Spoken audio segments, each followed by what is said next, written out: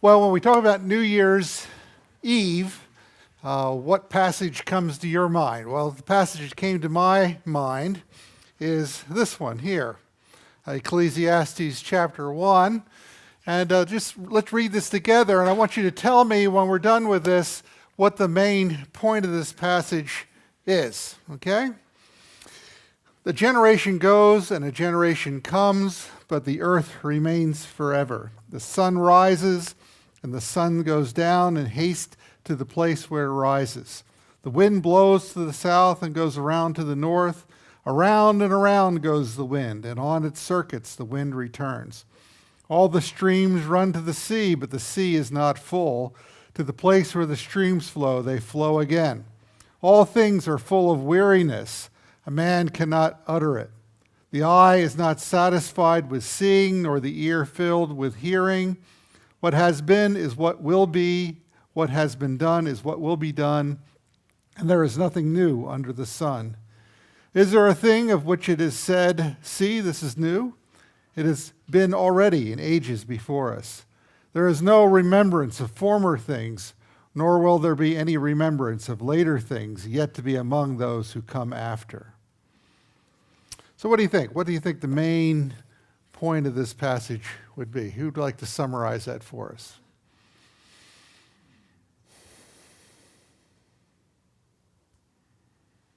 Yes, sir.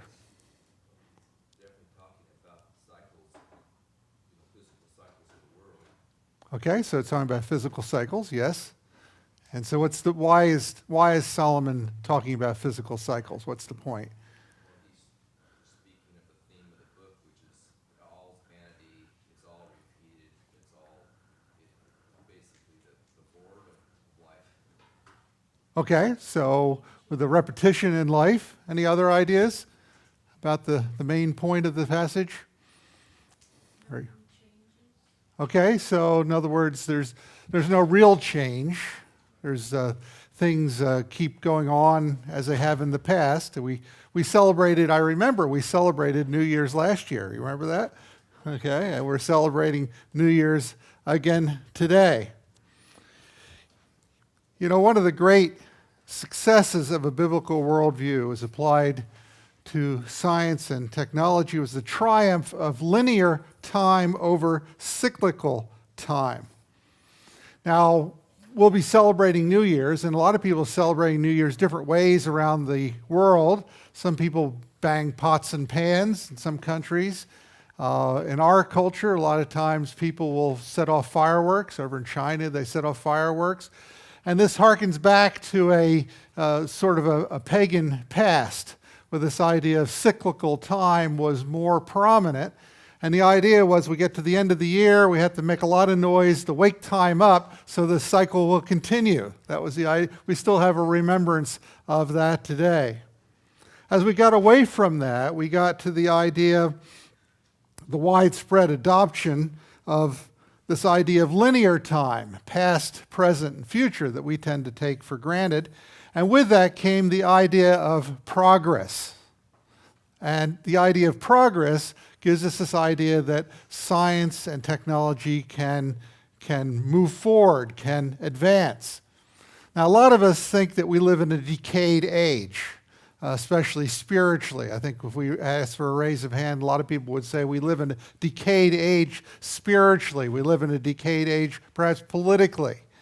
But most of us still retain our faith in the idea of progress as far as science and technology are concerned. My colleague, Dr. Brian Vogt, who's the head of the chemistry department at Bob Jones University, he has an incurable form of cancer. And there's no real treatment for it. And they had a choice. They could do some chemotherapy and see what they could do, but sometimes the cure is worse than the disease. And what they decided to do is what they call watchful waiting. Since there's no real cure, they're just waiting and to see how the disease develops, with the idea, as this doctor said, that if we wait long enough, that science will find a cure to your particular type of cancer. And so there's this faith that we have that things are going to get better in that respect. The downside of this overwhelming success of the linear view of time in the Western world has been to obscure the cycles and seasons that are an integral part of our world. In our passage we've been looking at in Ecclesiastes, King Solomon is highlighting these cycles in the text. And his point is that since man is not permanent, it's obvious that his work cannot be either permanent either. Now, when I worked for Continental Can as a research chemist, I had a mentor, a man much older than me named Dennis, and he claimed to be a believer. And he got frustrated with me as a young man working in the lab because when it came to be quitting time, I went home. And he didn't go home. In fact, he spent all his time at the lab. And he wanted me to come in earlier. He wanted me to leave later. He wanted me to come in on weekends. I had a young family. We had Crystalline to look after and so forth. So we had to, and she was pretty small then. And I couldn't see the point to it. And he came to me one day. He said, "You know what I live for?" And I thought, well, he's a Christian. He's going to say I live for God or whatever. And he pulled a book off his shelf, and it was a book of patents. He says, "I have 60 patents in this book. And long after I'm gone, people will remember me, these 60 patents." And I, of course, being a young whippersnapper, and I shouldn't have answered the way I did since he was my elder, but I said, "Then it'll just be you and the pyramids." And he didn't appreciate that comment. But no, even the pyramids are not permanent. Okay, we can see on the pyramids and the Sphinx and so forth, we can see where there's been erosion, water erosion over the years, and wind erosion and so forth. They're not permanent, they're going to go away. And but even if they go away, the earth itself is not permanent. There's going to be a new heavens and a new earth for God's children to inhabit. All that is going to pass away. So Solomon makes it clear that science does not answer the questions of ultimate meaning or purpose. People's work is similar to the aspects of nature, is what he's saying. And if we look at, he uses the example of the hydrological cycle. The Bible uses the hydrological cycle as a metaphor in many places. For example, in Job 36, 27 through 28, it says, "For he draws up the drops of the water. They distill his mist in rain, which the skies pour down and drop on mankind abundantly." And it's amazing the scientific accuracy with which the Bible describes the hydrological cycle. We could contrast that with the idea about the hydrological cycle that was known in the ancient world. The Egyptians couldn't figure out why the Nile River would flood. I mean, it didn't rain there. It's like this place, doesn't rain. And but every year the floods would come up and water the crops and so forth, and they figured it must be kind of a backflow from the Mediterranean Sea. Why they didn't think about it? Well, it's not salty. Yeah, they should have thought about that, but they didn't, okay? And they couldn't figure it out. The Chinese were a little bit better. They had a little bit better understanding of this idea, but it really wasn't until Leonardo da Vinci that we come up with the modern idea of the hydrological cycle that is described in the Bible. This is kind of scientific foreknowledge, we could say. And then there were a couple of Frenchmen in the 1600s, and they came up more to they were able to do calculations, show the amount of evaporation gives us enough water so we can have the rain come back to the earth again. Now, I'm not saying that the many verses in the Bible that describe the various aspects of the hydrological cycle were designed to explain the hydrological cycle. Solomon, Job, even Isaiah used the visible works of nature as metaphor. Again, what's the metaphor? What does the metaphor stand for? What's the metaphor of the hydrological cycle? What do you think? What's the metaphor speaking of? What's that? Okay, it's talking about life in general, about this, again, this cyclical pattern of life, okay?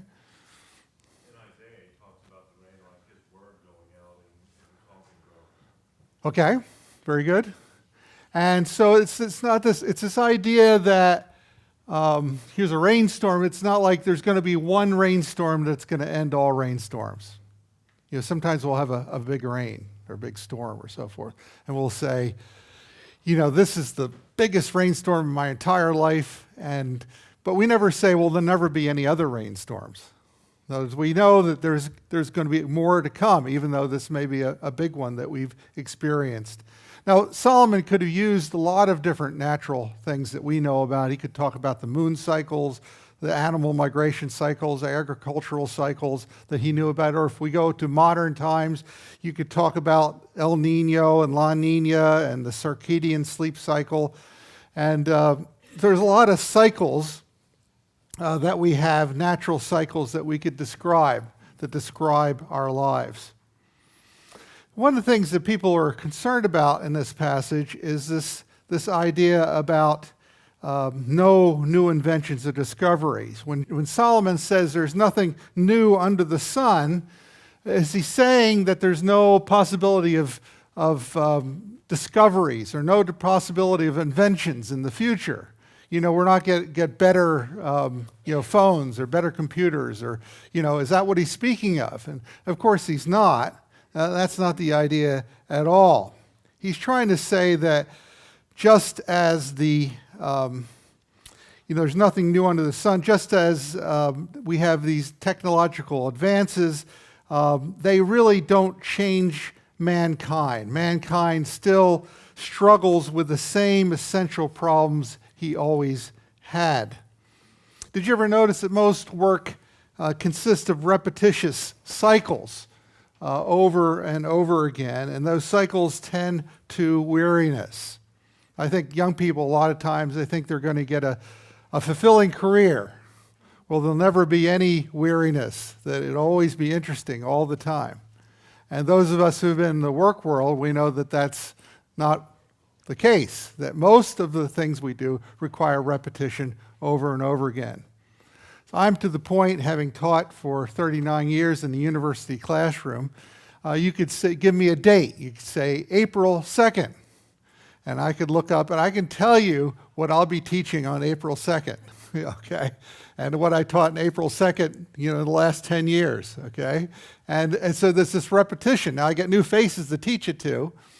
Sometimes the same board looks, but the new faces I get. And but that's true of all work. I never did see the point when I was a kid of mowing the lawn.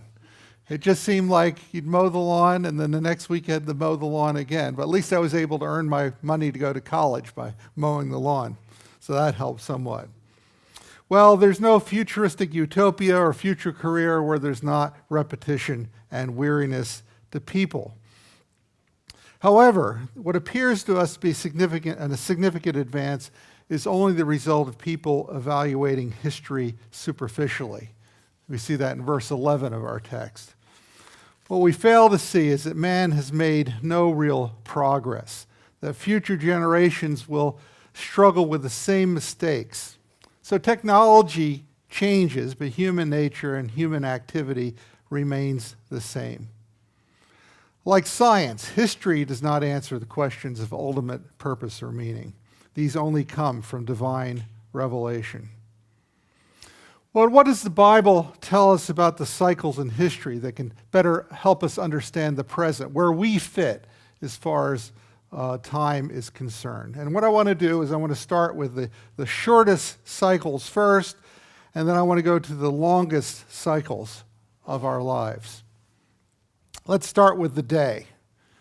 The brain's circadian or 24-hour clock regulates sleeping and feeding patterns, alertness, core body temperature, brainwave activity, hormone production, regulation of glucose and insulin levels, urine production, cell regeneration, and many other biological activities. What we call jet lag is just a concise way of saying that we've messed up our circadian clocks by flying around in jets. But what is the spiritual significance of a day? How does it affect the believer's lifestyle? Well, life is lived one day at a time. Prayer is offered for daily bread. Like Paul, the Christian in one sense dies daily, but in another sense, he's renewed day by day. Jesus urged his followers to work the works of God while it is day. In John 9:4, we must work the works of him who sent me while it is day. Night is coming when no man can work. Ephesians 4:26 gives us instructions about the spiritual significance of a 24-hour day. It says, "Be angry, do not sin, do not let the sun go down on your anger." So Daniel and Olivia are less than a week from getting married. Congratulations. Sorry I won't be able to be here. And if they'd asked me, they haven't, but if they asked me for advice for their marriage, they say, "Dr. Matzko, you've been married these 40-some years. Could you give us some advice for our marriage?" And I would say to them, never let the sun go down on your anger. Never go to bed angry. Okay, never go to bed angry. It's one of the best marriage tips I could give to newlyweds. Now, a lot of scientific research we have tells us things we already know is true. We know that anger leads to sleeplessness. We know that sleeplessness feeds anger. Or let me put it scientifically. I'll quote it from Psychology Today. And I quote, "Researchers have found that people who are more sleep-deprived report feelings less friendly, elated, empathetic, and report generally lower positive mood." Don't you wish you paid for that research? Okay, you probably did through your tax dollars. How about the week? Scientists have discovered this 7-day cycle in the very building blocks of plants and animal life. These septans, or weekly cycles, are buried in us as humans, deep in our metabolic, hormonal, neurological networks. You know, there really needs to be a bodily cycle that's longer than 24 hours. A lot of complicated stuff goes on in our bodies.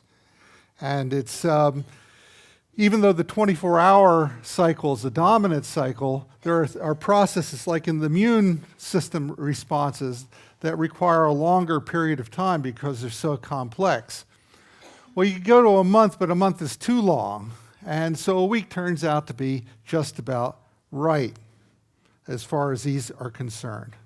We found 7-day cycles in fluctuation of blood pressure, acid content in the blood, red blood cells, heartbeat, oral temperature, urine chemistry and volume, ratio between important neurotransmitters, norepinephrine and epinephrine, rise and fall of several body chemicals such as the stress hormone cortisol. Now, the most accessible way I can talk to you about it is cold systems. Some of you have cold symptoms. Some of you have cold symptoms. And the symptoms of a cold are just the body, the immune system trying to counteract the virus that's in our bodies. Okay? And if you've noticed, most cold symptoms last about a week, right? About a week, okay? And we all have experience of that lasting about a week. And we know from like organ rejection, like kidney transplants and so forth. We know that the first critical time is a week after the transplant, and then 2 weeks, and then 3 weeks, and so forth. The organ transplant rejection cycle tends to follow a weekly cycle, which all this is amazing, of course, because scientists tell us that a week is just arbitrary, but it's not arbitrary at all. It's actually built into creation at the beginning. But what is the spiritual significance of the week? You know, the amazing thing is that we're inspired by a God who created everything in 6 literal 24-hour days, or at least solar days, we should say. And then he rested on the 7th day. And to us, he's speaking through this day of rest, through this day when we celebrate creation once a week. Because what he's saying to us is, I've created you in my image, okay? And I'm inviting you to rest along with me, okay? To illustrate the fact we're made in the image of God. What a great dignity and special relationship he gives to us by giving us this seventh day that he took as he did. And then the month. The Jewish calendar was a lunar one. There are 29.53 days in a lunar cycle from one new moon to the next new moon. It's interesting that the Lord tells us in Isaiah 66, 22 and 23, he'll continue this cycle of months into eternity. Now, Tim can tell me if I'm wrong about this, but it looks like this to me. Let me read it to you. You tell me what you think. For as the new heavens and the new earth that I make shall remain before me, says the Lord, so shall your offspring and your name remain. From new moon to new moon, and from Sabbath to Sabbath, all flesh shall come to worship before me, declares the Lord. So it looks like there's going to be monthly cycles during the new heavens and new earth. I mean, that really will be a new moon. We talk about new moon now, but here's a new moon in a new heavens and new earth. And so we're going to continue to have these monthly cycles in the moon in that new heavens and new earth. At least that's what it looks like to me. Well, and then the year. The year, of course, is defined as the time it takes for the earth to make one revolution around the sun, which is 365.24219 days. Probably could give it a greater precision than that. You know, in Exodus 30, in verse 10, we read that once a year, Aaron the priest applied the atonement blood on his altar to cleanse it afresh for another year. The yearly sacrifice is a way of rededicating the Jewish nation to the Lord God.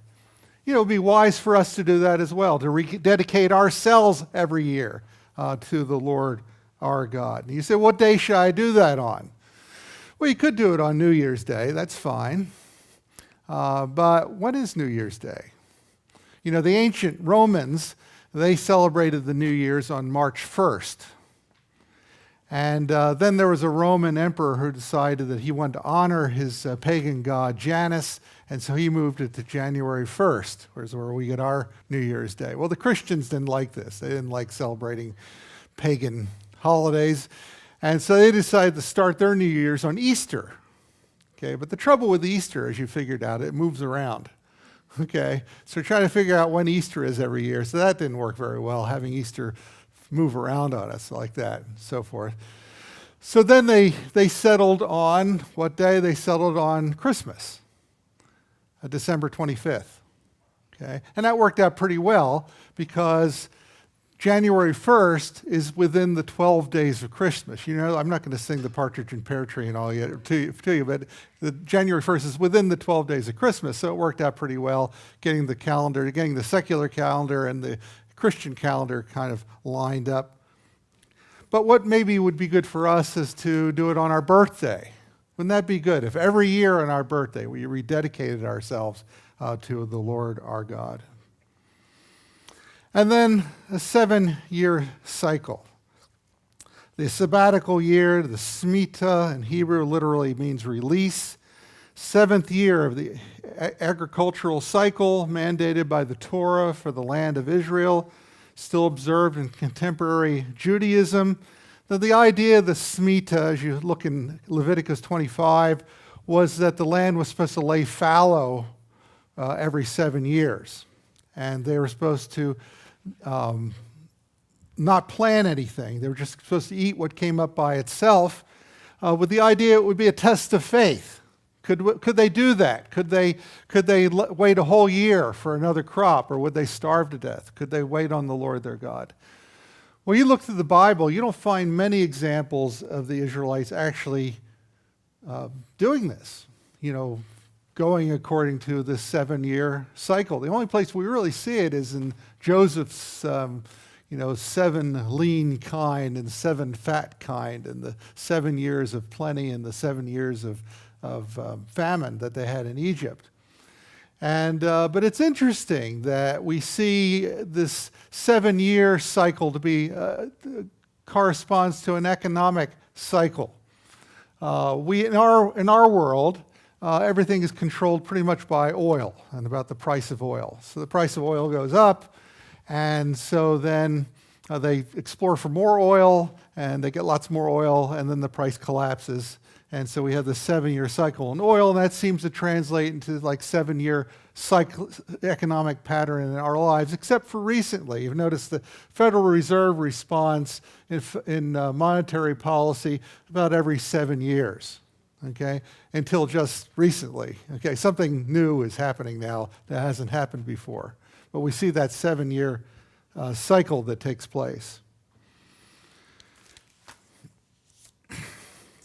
And then, of course, you come to the 50-year cycle, the 49-year cycle, what we call the Jubilee. You see that, 7 sevens.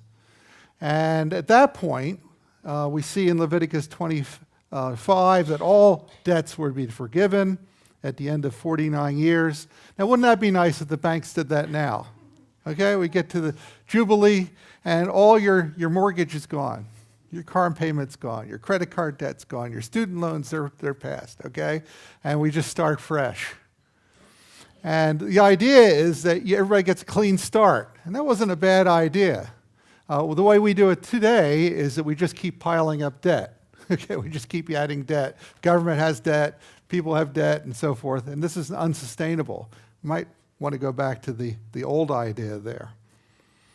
And then we have 20-year cycles. In a book published in 1998 by Neil Howell, William Strauss, called The Fourth Turning, they explain that a turning is a unit of history, roughly that of a social generation, around 20 years or so. According to their generational historical model, each generation interacts with the one before it and the ones that come after it, and so the cycle is tied to biological life of people living within them. How they react to their parents and how their children react to them and that type of thing, how one generation reacts to another generation and alters the path of human history, taking perhaps a radically new path. We have nicknames for these generations. You know them. They talk about the GI generation or the baby boomers or the millennials or, the Generation X or whatever. And so we actually have the words to describe this idea. It's interesting in the Old Testament that, like, for example, Numbers 1:3, that you were exempt from serving in the army until you're 20 years old or older.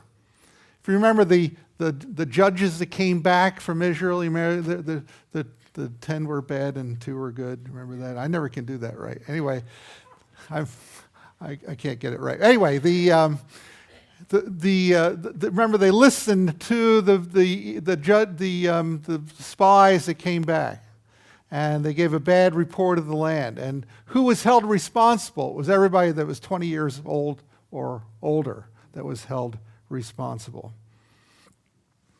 And we see in the book of Judges a clear idea here. If you look through Judges, you look for 20-year cycles, 40-year cycles, 80-year cycles, very prominent there.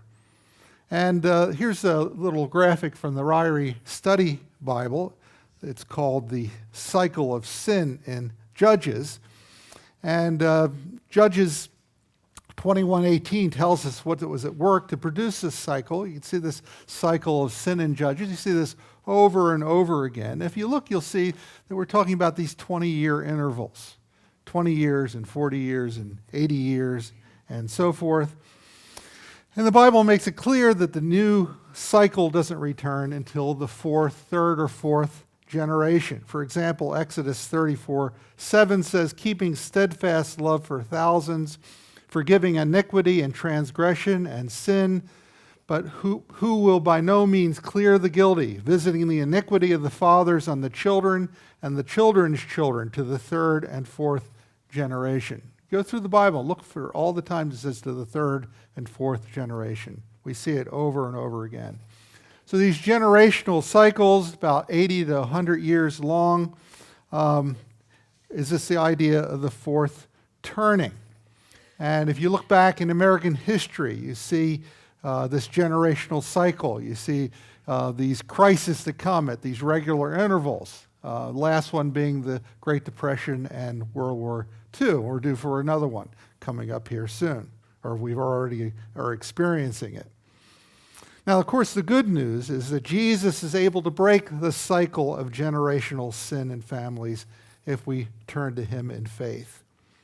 However, Jesus warned that it wouldn't be easy. Remember Luke 10:51 through 53, Jesus says, "Do you think that I've come to give peace on the earth? No, I tell you, but rather division. For from now on, in one house there will be 5 divided, 3 against 2, and 2 against 3. They will be divided, a father against son, and son against father, mother against daughter, and daughter against mother, mother-in-law against daughter-in-law, and daughter-in-law against mother-in-law." Some of you say, well, that sounds like our Christmas dinner last week. And there is truth there, isn't it? I mean, some of you have come to Christ from a family that's unbelieving, has no use for Christ, and that has set you apart, and it's caused conflict. Jesus said there would be conflict because of people following him. Some people choose Christ, rejected by their relatives for doing so. But even without persecution from family members, it can be difficult to recognize and break the sinful patterns in families. The truth is that without Jesus, no one can break the grip of sin.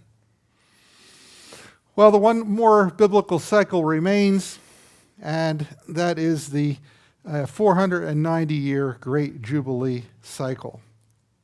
So according to the Old Testament, Israel had a national jubilee about every 490 years that ended with an outpouring of God's grace.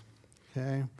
And as I mentioned in Leviticus 25 before, with the 50-year cycle, we see the same thing with the Grand Jubilee. All debts are forgiven, all the slaves are freed, all the properties returned to its original owner. And we can mark 4 great cycles, Grand Jubilee cycles in the Old Testament. First of all, from the birth of Abraham to the Exodus, that's Israel's first Great Jubilee. Then from the Exodus to the dedication of Solomon's temple. Then the dedication of Solomon's temple to the decree to restore Jerusalem by the Persian Emperor Artaxerxes. And we see in Ezra chapter 7.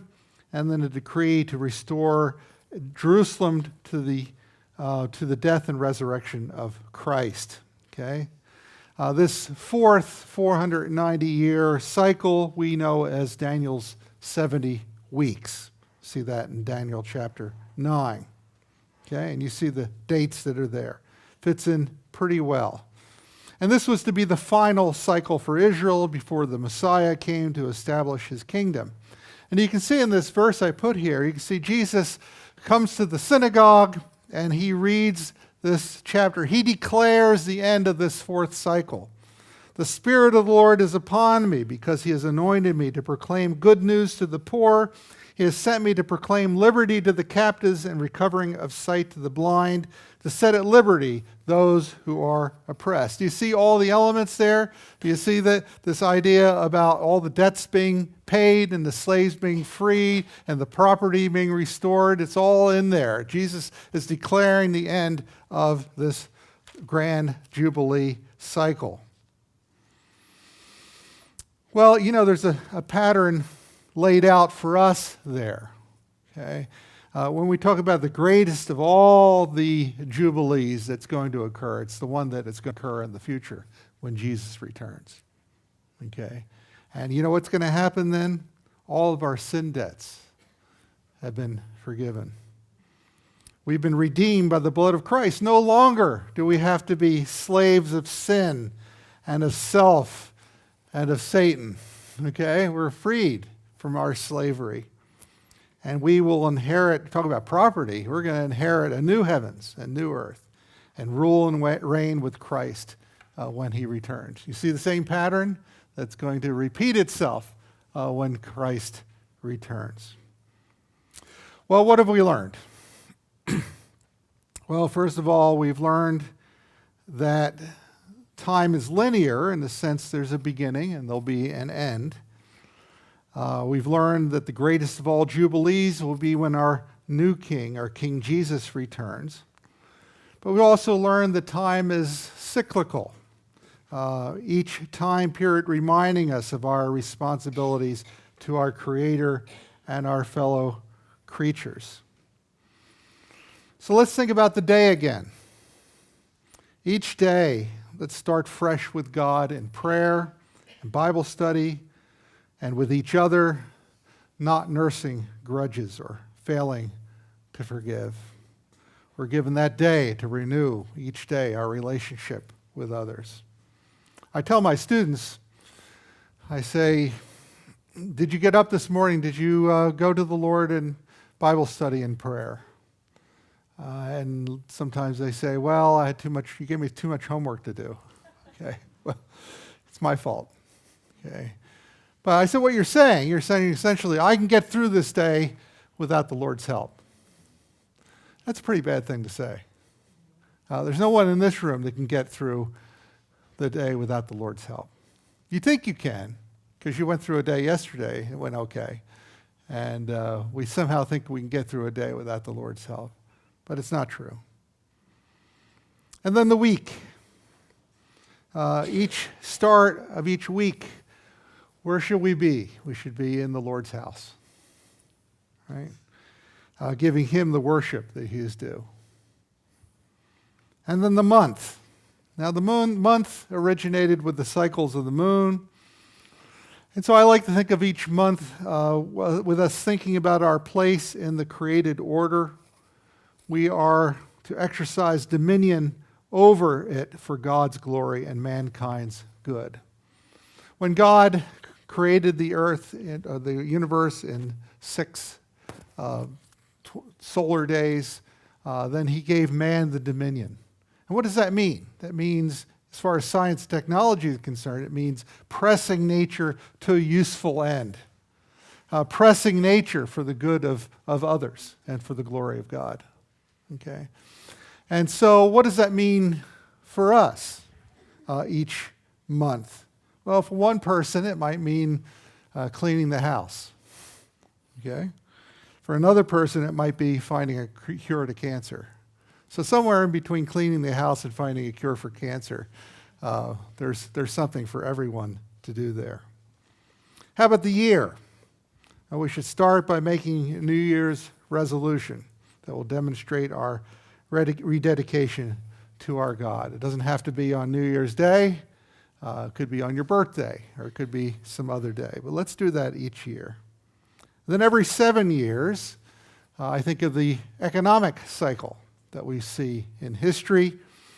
We should start establishing financial goals. I'm not going to start channeling Larry Burkett here, but you understand that for some of us it means getting out of debt, and for some of us it means helping people who are in need because we're already out of debt ourselves. And then every 20 years, well, it's time, 20 years, time to take on adult responsibilities, isn't it? You've been a child long enough. One of the curses of our age is this lengthening of adolescence and people not growing up fast enough. And so if you're approaching 20 years old or you're over 20 years old, it's time to stop being a child and start taking adult responsibilities. 40 years, you've made it to midlife. It's time to exercise leadership for the good of God's people and for the community as a whole. 80 years. If you survived 80 years by reasons of strength, you're now a gray-haired prophet. You've lived through a whole cycle of history, and you can help the younger generation know what to prepare for. 400 years ago, 490 years ago, 500 years ago, Martin Luther kicked off a particular cycle, Reformation cycle, that started with the Reformation and maybe now is ending. No one knows the day or the hour, but in our hearts we should reverberate with the words of Revelation 22, 20, and 21. He who testifies to these things says, "Surely I am coming soon. Amen. Come, Lord Jesus." The grace of the Lord Jesus be with all. Amen. Thank you.